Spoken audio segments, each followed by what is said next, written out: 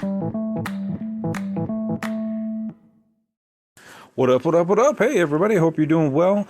Hey, I just want to let you know, I know everybody can't always support and donate to the podcast, but hey, if you can do a one-time donation, I put up a Buy Me a Coffee link in this description of the podcast. So if you go to the description of the podcast, it'll be at the bottom, and you can just go to that link, and you can buy me a cup of coffee, or two if you want. And that would just help support the show, and I can wake up a little bit more and bring you more info. So thanks for listening to the podcast. If you can donate, that would be much appreciated. And let's get on to the show.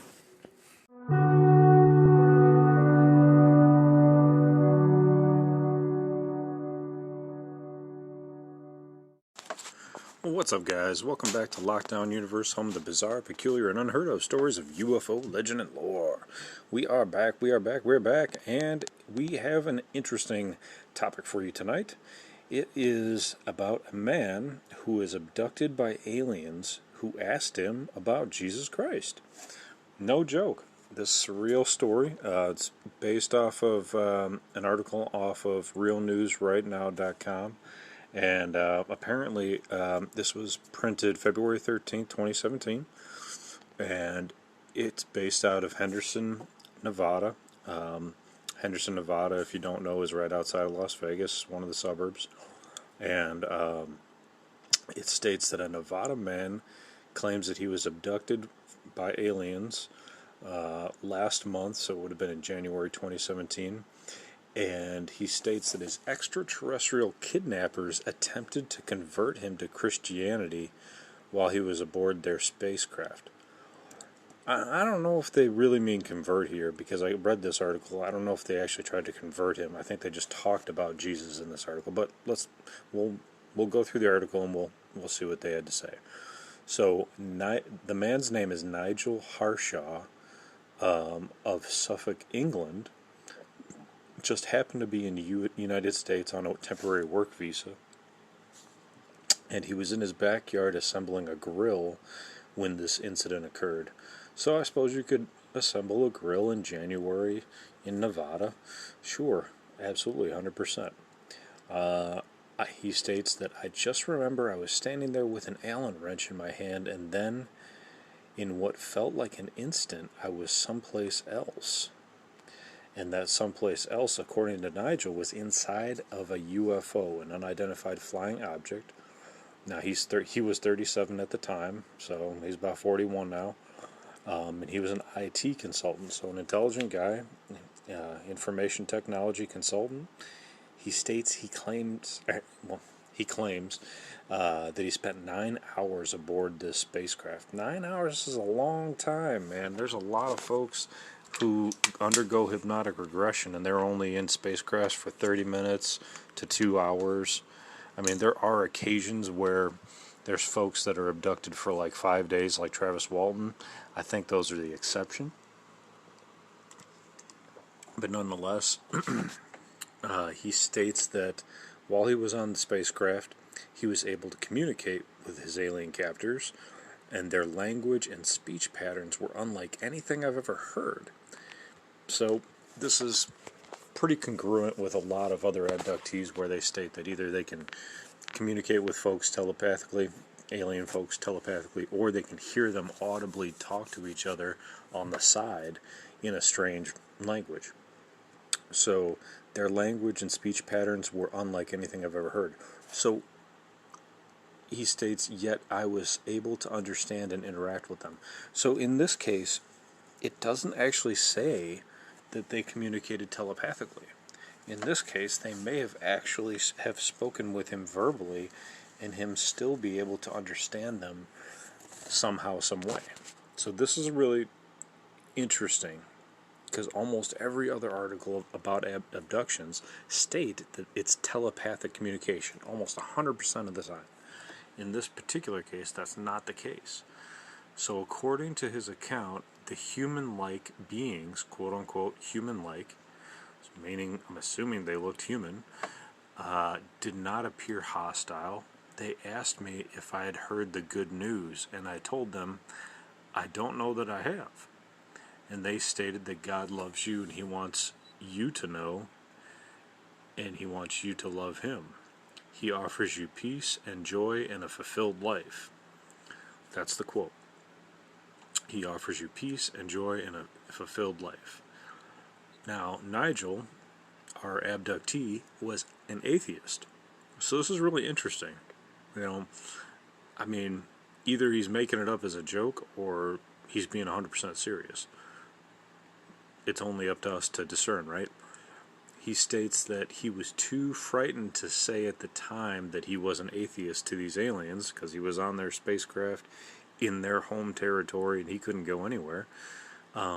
So he instead appeared to be open to listening to their message. He stated that they told me that Jesus Christ visited their planet 4,000 years ago, proclaiming to be the Son of God.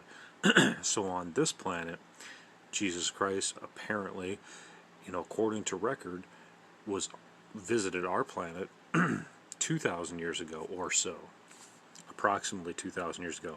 These aliens are stating he visited their planet for 400,000 years ago. 400,000 years. That's a big difference. So let's just take that for a moment. 400,000 years ago versus 2,000. And just thinking about like the evolution of thought, evolution of morality, evolution of, how humans have, humans as Christians, I should say Christian humans, have evolved in their thought process, in the ways of doing things, in the ways that they've, communities have evolved around Christianity and that sort of thing. Imagine how it would change over time of 400,000 years. Right now, I don't claim to be, Christian, non-Christian, religious, non-religious. I'll leave that up for you guys to discern. But, right now we have so many people leaving the church. So, Christianity in particular, whether you're Islam, Christian, Judaism, it doesn't matter. There's a lot of folks leaving multiple churches in multiple different religions. So, over a 400,000 year period on this planet, it seems like the pattern that we're following seems to be away from the church. Yet, these aliens still seem to be promoting Christianity over a 400,000 year period. And we're assuming that this is real, right? We're assuming that this abduction actually happened. So, we're going to suspend any disbelief here. We're just going to say that this happened. So it's just interesting to think about how a community, how an alien civilization would have changed with Christianity over a 400,000 year period and continue to proclaim his message. So moving back to the article, he stated that he added that one of the beings presented him with an object that is described similar to a Bible. The last thing they told me before I returned home was that Jesus is coming. Okay, so he got a message stating that Jesus is coming, which has been kind of the ongoing, memorandum of Christianity, that Jesus is coming back. There's going to be a second coming of Jesus coming to earth. So he said, despite being spared any physical harm, he was beside himself with terror throughout the entirety of his experience. He said, honestly, I wish it happened to somebody else, but it happened to him.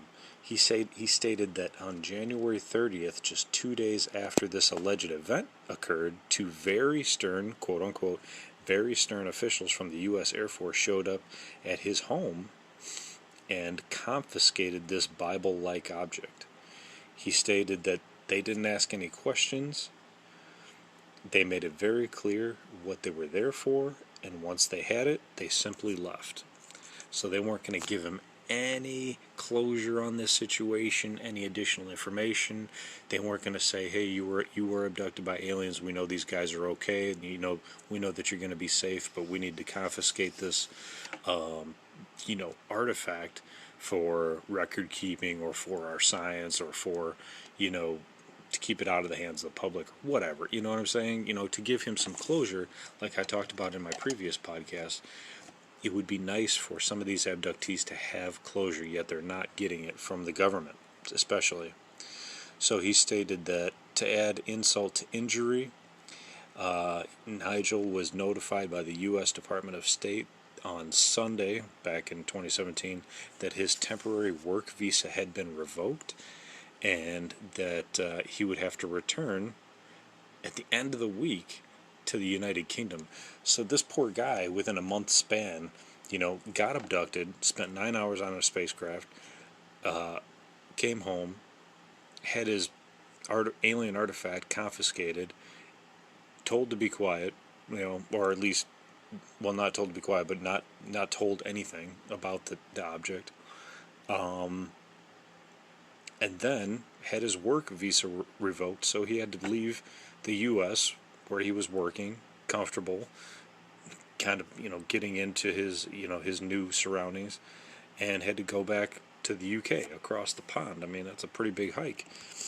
Why do you think that is? They didn't want him here spreading any stories. They wanted him over in the UK, and that's their problem, right? So here we have it.